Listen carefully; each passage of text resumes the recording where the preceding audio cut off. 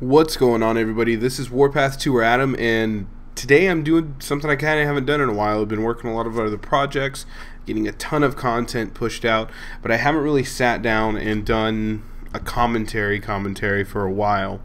And so I feel like I do these more when I'm inspired to do them, and when I have a legitimate purpose, not just because I have to crank them out. I use other videos for stuff like that on my channel. But today I want to talk about the Xbox One. So of course this is going to be talking about used games. We're going to talk about the pros and cons of the new decision, and yes, there are cons to this, to allow for used games without any restrictions. So I think it'll be a good video for you guys. I hope it'll be informative, and I hope truthfully that you can see my side of what's happening here. So the big story this week was that Microsoft did a complete 180 on their requirement for an always-on connection for games and the 24-hour check-in, as well as the used game restrictions that previously were placed on the console. And I'm not sure that the right decision was made there. So first, let's kind of talk about what's different now. Previously, anytime you played a game, you input the license, you installed it directly to your hard drive. You no longer needed the disc, which I think was brilliant, but you installed it direct to hard drive, and once every 24 hours, there would be a small internet connection, basically a ping to the Xbox Live servers to verify the license that you have entered into your system. Pretty simple process, pretty straightforward. This isn't even a data intensive process. We're not talking about like a 100 megabyte update or anything like that. It's literally probably about a 25-second check while the game itself is loading. If you didn't have a connection, there's a chance that it would say, oh, you know what, you haven't checked in within this time frame, you can't do this any longer. That was a big frustration for a lot of people. I personally didn't see an issue to it, and to that point, as frustrating or as annoying as it may be to have that, truthfully, if you're watching this video, you probably aren't ever offline. It's probably something that you don't ever have a problem with or wouldn't have a problem with. But they reversed that. That's no longer an option. And furthermore, on top of that, unfortunately, games are going to be disc-based now, just like they are currently. So you still will be required to have the disc to play the game, which I think is kind of a step back. And with that, there's no longer any restrictions on used games. So the whole licensing thing they came up with, talking about transfer of license, selling licenses, things like that, that's all gone. That's completely done for. They did away with that, and that's it. So you now just take it to GameStop, have them pay $15 for Black Ops 2 that they're going to sell for $55 7 months after the game's out, and that's not even an exaggeration. That's what it is. That's their business model. It's going to continue to be their business model. And I don't have any problems with GameStop per se, but I really don't like selling my games there because I know I'm not going to get what they're worth. And I guess worth also is relative term, so it's hard to define that. But I don't like that I just bought a game for $35 that I can sell back to them for $10 a week later. So these policies have been in place for Xbox One since May 21st when they first announced the console. It was a big deal back then, not as big a deal because people just kind of, I guess, assumed that Sony was going to do the same thing.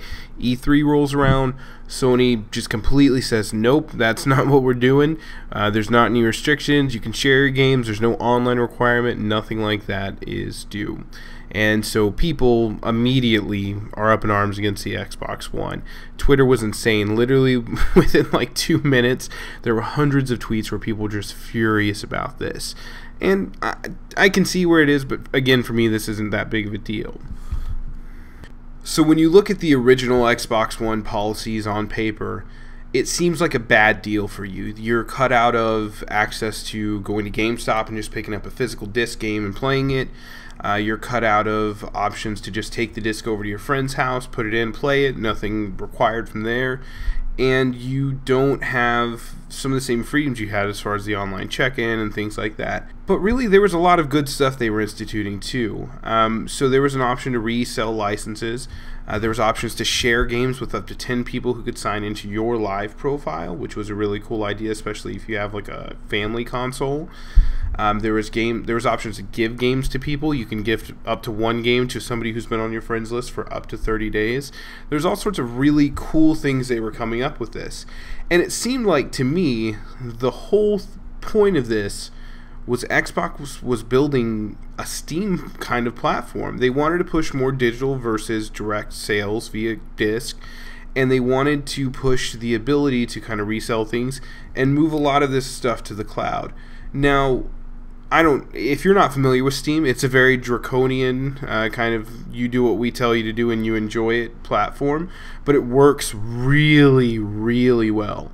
Steam is amazing for a number of reasons. The games work. They're always innovating new things, like including controller support on games that previously haven't had it. Things like that. They're doing a lot of good things. And one of the biggest selling points of Steam is you can get some games occasionally when companies decide to put them on sale for dirt cheap. That's kind of the brilliance behind Steam, though, is that it enables PC developers to kind of set their own rules for games after they hit a certain point. They don't have to rely just on publishers because it's digital. They don't need this huge distribution network. They don't have to rely on GameStop. And they don't have to worry about used game sales because there's not a way to do it. I'm sure there's ways with disc-based games. With Steam, it's all digital, so it's a platform where there isn't a used game option.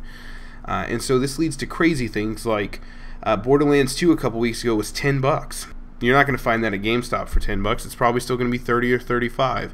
But on Steam, $10. Grand Theft Auto, they did a big Rockstar sale where you could buy the entire back catalog of games from Rockstar for like $25. So that's all the Grand Theft Autos, LA Noire, and a bunch of other games that they've developed over time. And that's really a cool concept that they're able to work with publishers to put these games out there for what is essentially nothing in a lot of cases. And I feel like that's what Xbox was trying to build towards. They were trying to build towards a platform where they didn't necessarily rely on GameStop, but they still utilized them for new game sales. And then when it came to everything being in-house for the used games and for the purchasing games, it was going to create an experience more like Steam. And I feel like we, as a community, instead of sitting back and thinking about it and saying, you know, this could be a good idea, let's give it a try, we kind of stopped that innovation. So for me, I feel like this is a mistake. It's unfortunate that Xbox isn't going to implement this, or at least it looks like day one they're not going to implement it. The light at the end of the tunnel is they keep talking about like a day one experience, so who knows where this is going to go after this. Maybe this could be the shift that Xbox makes when it's ready, but I really, really hope that there can be a compromise. I don't think it needs to be one way or the other. It would be nice to not require the 24-hour check-in, but it would be also cool to have an opt-in option for that. I personally would love to just be able to install discs and not have to switch games every time I want to switch games. Just go to the menu, switch to a different title, boom, I'm done. I think that's a cool idea. So that's it, guys. That's kind of my basis on why I think we made a mistake as gamers. I know it kind of sucks to hear that. I'm sure I'll get a little bit of hate for this, but I hope you guys enjoyed the commentary. If you did, don't forget to leave a like. If you disagreed with me or you agreed with me, comment about it. Let me know. I love getting feedback about this stuff. And if I've done one thing with this commentary, I just hope I've given you something to think about, something to consider. That's it. I'm wrapping it up here. I'm Warpath 2 Adam, and you guys take it easy.